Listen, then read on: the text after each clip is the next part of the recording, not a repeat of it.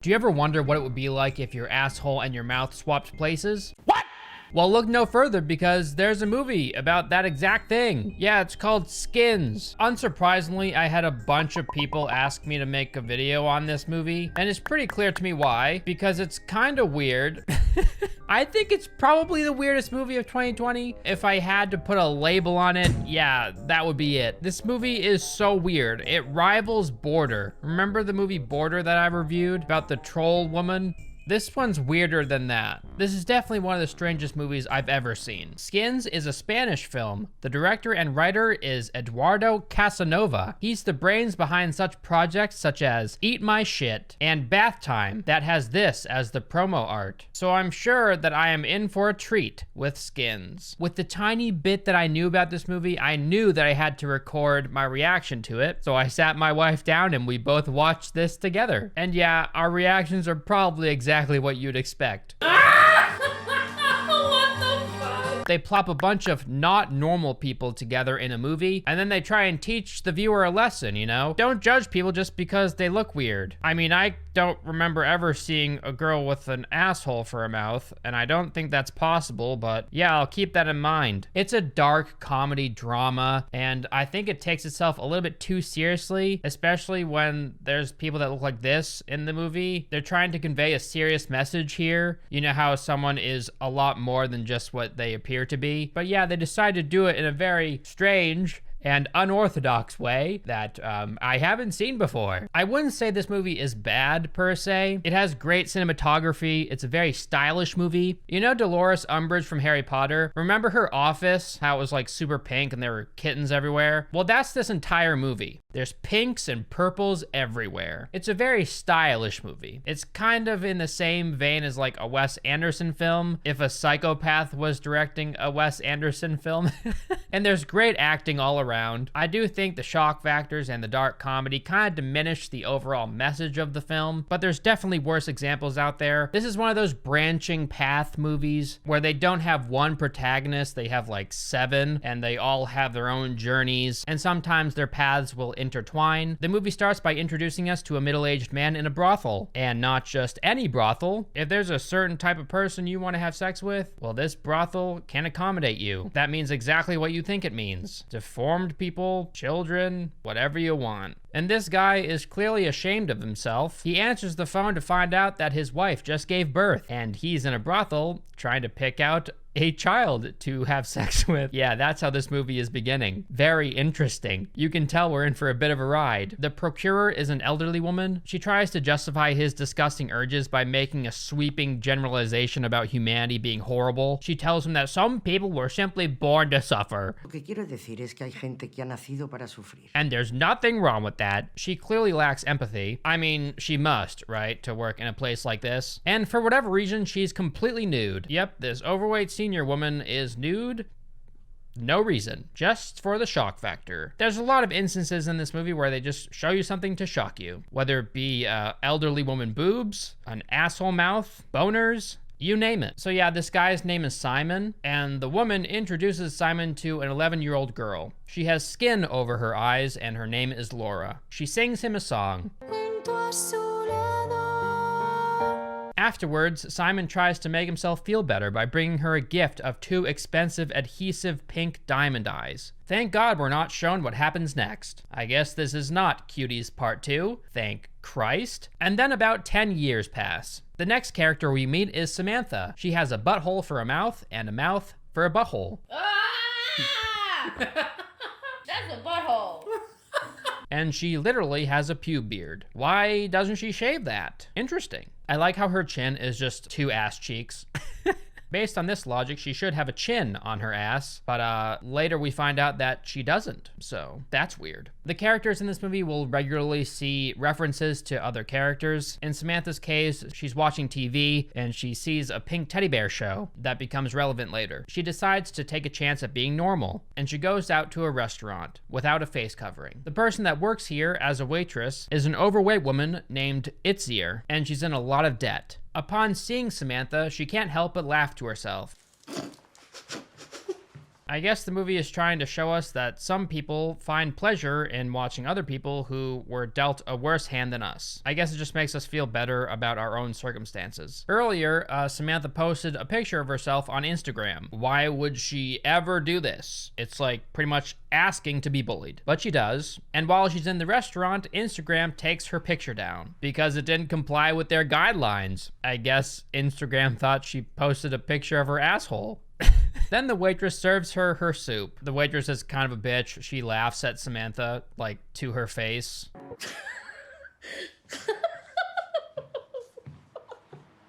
Not cool. You're probably wondering how Samantha eats food. Well, I can safely say that it's probably exactly how you would imagine. Yep, she uses a funnel, and she just pours the food into the funnel and puts the end of the funnel in her mouth, you know. That's down there. So then Samantha leaves the diner, and she's approached by these two weird-ass bullies. Their hairstyles are very interesting. They kind of resemble that of Allison Quinn, you know, the YouTuber. So they start harassing her. She's able to get into her car, and she drives away. And to top it all off, she runs over someone that she didn't even see. So he must have been like lying in the road or something. The next character we meet is Ernesto. He's shown pleasing himself to a picture of his girlfriend, who's a deformed girl. And then his mother walks in the room. Are you winning, son? And and she sees what he's doing and what he's looking at, and she has a panic attack. And of course the movie has to show his flopping boner. Like he turns around, his pants are down, and his boner's flopping all over the place. Come on, man. And then his mom kicks him out of the house. Vete de mi vida, mi amor. Vete y no vuelvas. Damn, way to kink shame, mom. So the girl that Ernesto was stroking himself to is named Anna, and she's cheating on Ernesto with this guy named Guillermo. And Guillermo is a burn victim, and it shows them banging each other. Anna just wants to find someone that loves her for the way she is. And it seems like Guillermo is just settling for Anna because he is a burn victim. And Ernesto is dating Anna because he has a fetish for deformed people. It's like the weirdest love triangle in existence. So then we go back to Samantha. She's eating dinner with her dad. And guess what, guys? It's her birthday. So she's not having a great one, and it's about to get much worse. While they're eating dinner, they had the TV on, and they see in the news that a kid was hit by a car and the person just drove away. The father expresses that it's truly disgusting that some people would do such a horrible thing. Samantha obviously feels bad about what she did, and her father just keeps unknowingly rubbing it in her face. So then her father brings out a cake. And yes, there are candles lit. And yes, Samantha blows them out. I bet you can imagine how she did this.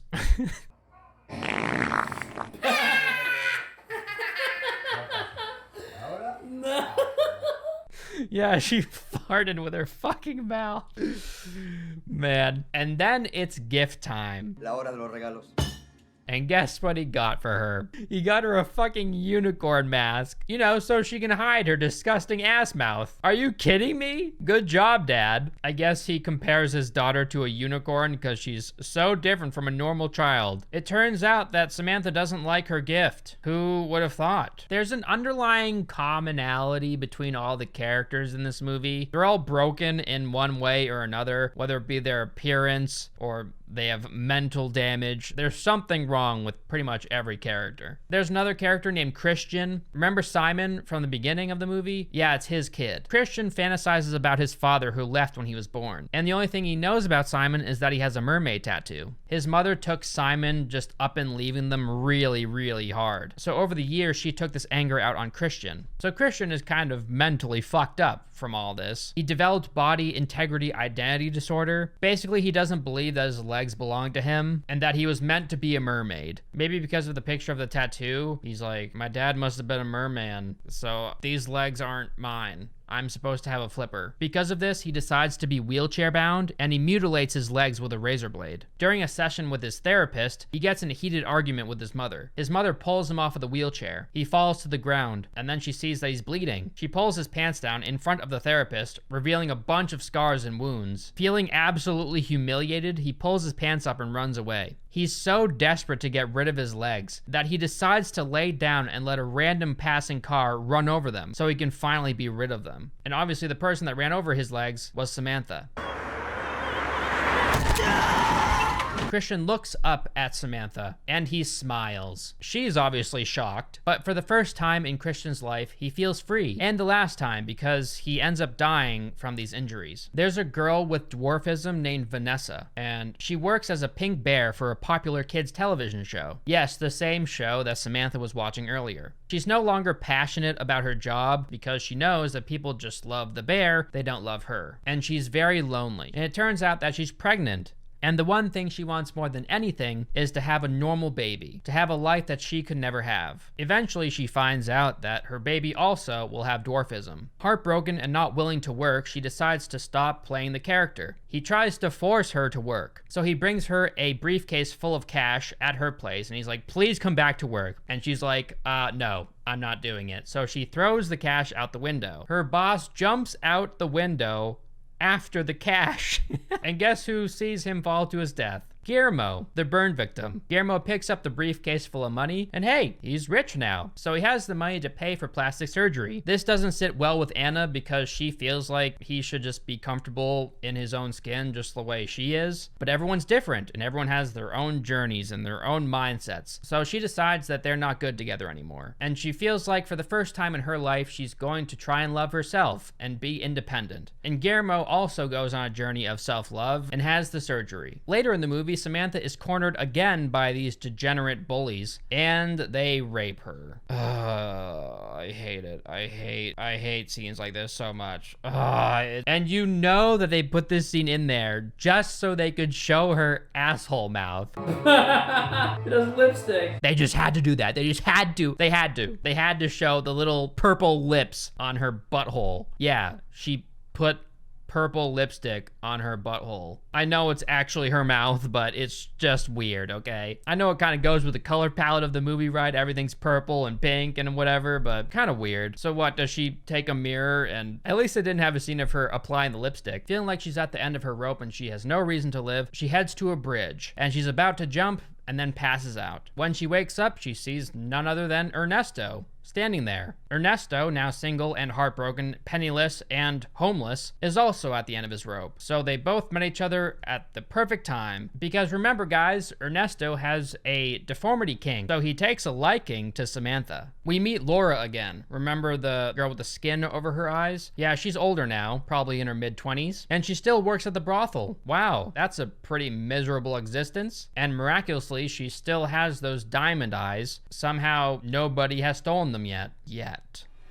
One of the people that frequently visit Laura is the obese waitress from the diner. Itzier kind of uses Laura as a way to get close to someone and touch someone and be intimate with someone without them seeing her or touching her. And it turns out she spent almost all of her money visiting Laura. So in order to keep visiting her, she attempts to steal her diamond eyes. Someone walks in when she's trying to steal them, so she shoves them in her mouth and ends up swallowing them. Later in the movie, she tries to shit them out by shoving a shower head up her ass and turning it on. Oh my god. I mean, it worked. Just don't do that at home, kids, okay? If you eat something that's too large, just go to the hospital. Don't do this. Don't do this, okay? It won't turn out this way. Itzier feels guilty, so she goes back to visit Laura again, and she gives the diamond eyes back, and Laura tells her that she wants to touch her. Itzier's reluctant at first, but then allows her to do so, and she finds out that it's not so bad. Eventually, they fall in love, and they live happily ever after. Simon, from the beginning of the movie, only returns to his wife after finding out that his son is dead. He finds a picture of his tattoo in his son's belongings, and he realizes that leaving his family was directly linked to his son's death. And he only left his family because he was afraid that he wouldn't be able to control his urges and he would end up hurting his son, like sexually abusing him when he was young or something. The cruel reality being that no matter what he chose, the fate of his son was to suffer. And in leaving his family, he made his ex-wife suffer for many, many years, and she's still not over it. At the very end of the movie, Samantha and Ernesto kiss, and it is disturbing. They had to. Ah! What the fuck? They kiss in the only way that they can, and that's basically by him tossing her salad. Yeah, he just jams his tongue into her butthole mouth. God, this scene took me by surprise so hard. And then we get a shot of Christian as a mermaid. He's sitting there with his big fin and there's fish falling. It's strange. The director certainly took an absurdist approach to illustrate his points. It's not every day where you get a movie that tries to portray how gross and judgmental people can be, but at the same time put in a character like Samantha for the purposes of comedy, you know? Like, there are clearly scenes in this movie that are made to be gawked at and laughed at by the audience. Because they're so absurd, right? It's almost as if that's what the director was going for. Like, ha, gotcha, audience. You're just like these assholes in the movie. You're laughing at this girl who has an asshole for a mouth. And if this is what he was going for, I think it's kind of weak because he definitely tried to make you laugh in these scenes. Like, he did a close-up of them. Like, come on, man. He did it right from the beginning, too. It was like, hey, look at this old fat woman. Look at her body. It's completely naked. Do you like looking at that? Because I'm going to show it to you for like 5 minutes straight. And he throws boners all over the place in this movie. It's a strange movie. I don't think it's terrible. It still has a good message behind it, whether it's a comedy or not. I would like to say that it wasn't taking itself too seriously, but there were definitely some very extreme scenes that kind of make you take the movie seriously. It's like a dark comedy, you know? Like 3 darks and the comedy's very small. Dark comedy. Comedy is very subtle. Can you imagine the actors and actresses accepting the roles to this movie? Hey, so you're gonna be playing a character named Samantha. Okay, go on. You know, it's like a typical story about bullying and how you shouldn't judge people based on the way they look. Oh, so they're gonna make me ugly. Oh no, they're putting an asshole on your mouth.